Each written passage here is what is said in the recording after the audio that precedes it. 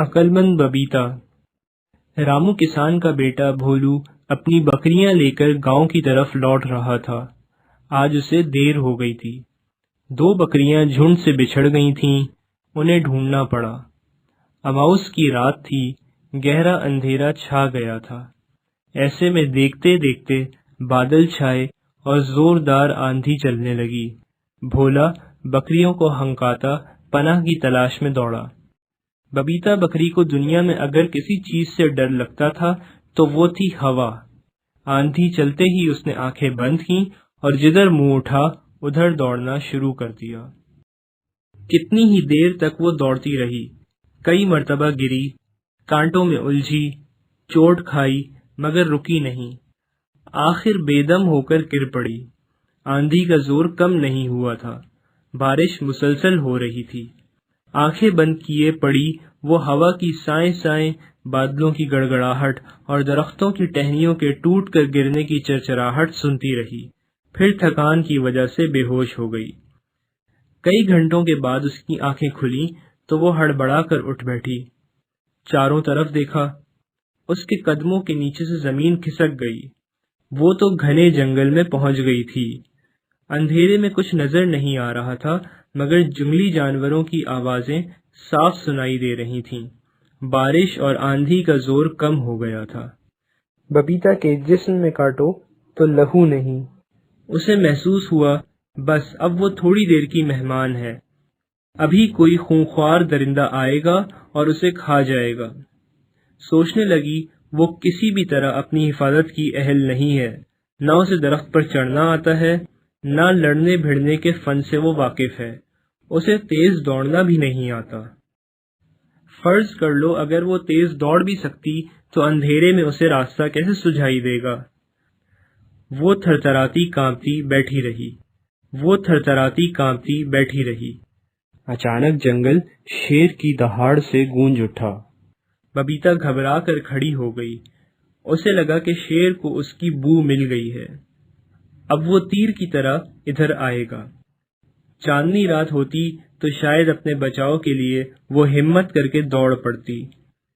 چاندنی پر سے اچانک اسے وہ کہانی یاد آ گئی جو ماسٹر جی نے بھولا کو سنائی تھی۔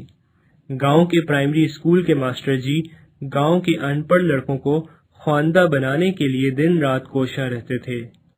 چھٹی کے روز وہ جانور چرانے والے بچوں کے پاس جنگل پہنچ جاتے اور وہیں انہیں لکھنا پڑھنا سکھاتے۔ وہ کتابوں میں سے بچوں کو دلچسپ کہانیاں پڑھ کر سناتے تاکہ انہیں لکھنے پڑھنے میں دلچسپی پیدا ہو۔ بھولا تو اب چھوٹی چھوٹی کتابیں خود بھی پڑھنے لگا تھا۔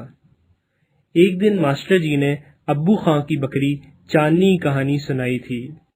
ببیتا نے بھی وہ کہانی سنی تھی۔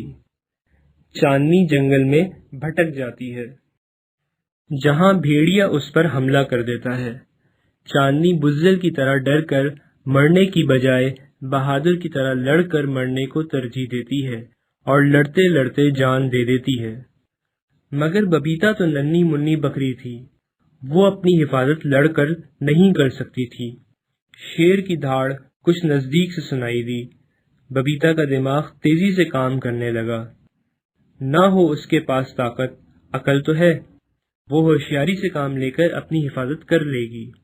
وہ ترکیب سوچ رہی تھی، ساتھ ساتھ اندھیرے میں آنکھیں پھاڑ پھاڑ کر دیکھ رہی تھی۔ وہی ہوا جس کا ڈر تھا۔ دور اندھیرے میں چمکتی ہوئی 2 آنکھیں نمودار ہوئیں۔ خوف سے اس کا جسم کانپنے لگا، مگر فوراً ہی ایک فیصلہ کر کے وہ بیٹھ گئی۔ آنکھیں بند کر لیں اور زور زور سے بولنے لگی، اللہ میاں شیر مہاراج کو طویل عمر عطا کرو۔ 28۔ اللہ میاں ہمارے شیر مہاراج کو طویل عمر عطا کرو۔ 29۔ شیر بکری کی بو پا کر آیا تھا، ابھی ابھی ہرن کے بچے کے ملائم گوشت کے ناشتے سے فارغ ہوا تھا۔ بکری کھانے کی اسے جلدی نہیں تھی، اس لیے جھاڑی میں تجسس سے ببیتا کو دیکھنے لگا۔ ببیتا بولتی جا رہی تھی، اللہ میاں ہمارے مہاراج کو طویل عمر عطا کرو۔ 47۔ تم کون ہو؟ شیر نے جھاڑی میں چھپے چھپے دریافت کیا۔ ببیتا آواز کی غرض سے سہم گئی، پھر دل کڑا کر کے بولی، بکری ہوں، دکھائی نہیں دیتا؟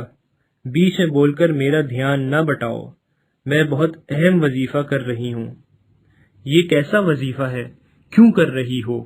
کس کے لیے کر رہی ہو؟ شیر نے سوالات کی بوچھاڑ کر دی۔ یہ درازی عمر کا وظیفہ ہے، جنگل کے راجا شیر مہاراج کے لیے کر رہی ہوں۔ کیوں کر رہی ہو؟ شیر نے بے تابی سے پوچھا۔ کیوں کیا لگا رکھی ہے؟ ببیتا بگڑ کر بولی۔ مجھے جلدی سے وظیفہ مکمل کر کے جانے دو، کوئی جنگلی درندہ آ گیا تو مجھے کھا جائے گا اور مہاراج کی جان کی حفاظت نہ ہو سکے گی۔ سنو، ہم ہی جنگل کے راجا ہیں۔ شیر اچھل کر سامنے آ گیا۔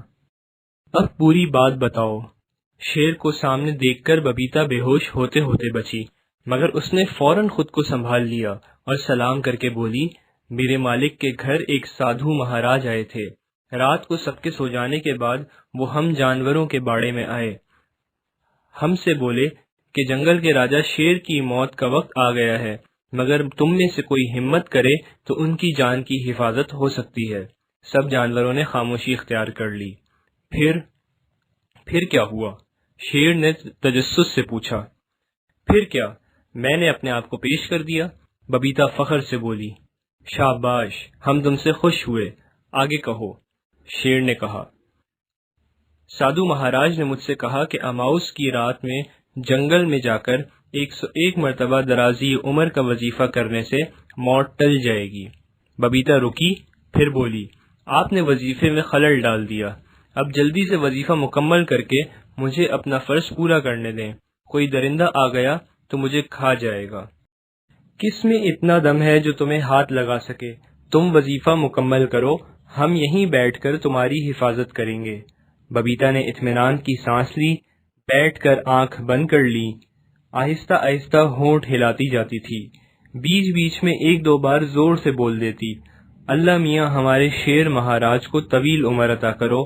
57۔ رات گزر گئی، صبح کا اجالا پھیلنے لگا۔ ببیتا نے کان کھڑے کیے، تھوڑی دیر بعد اسے بھولا کی آواز سنائی دی، وہ اسے ڈھونڈ رہا تھا، پکار رہا تھا، ببیتا ببیتا۔ ببیتا نے جلدی جلدی کہا، اللہ میاں ہمارے شیر مہاراج کو طویل عمر عطا کرو۔ 98۔ بھولا کی آواز نزدیک آتی گئی، ببیتا نے زور سے کہا، اللہ میاں ہمارے شیر مہاراج کو طویل عمر عطا کرو۔ 101۔ اور کھڑی ہو گئی، کہا، شیر مہاراج اب آپ بے فکر ہو کر یہاں سے تشریف لے جائیں، گاؤں والے میری تلاش میں ادھر آ رہے ہیں۔ وہ رہی ببیتا۔ ببیتا کو دیکھ کر بھولا نے دور ہی سے نعرہ لگایا، آواز سن کر شیر پل بھر میں نظروں سے غائب ہو گیا۔ ببیتا چھلانگ مار کر بھولا کے پاس پہنچ گئی۔ وہ سوچ رہی تھی، جب میں اپنے ننھے مالک کو بتاؤں گی کہ کس طرح جنگل کے راجا نے خود تمام رات پہرا دے کر میری حفاظت کی ہے تو وہ یقیناً میری عقل مندی سے خوش ہوگا۔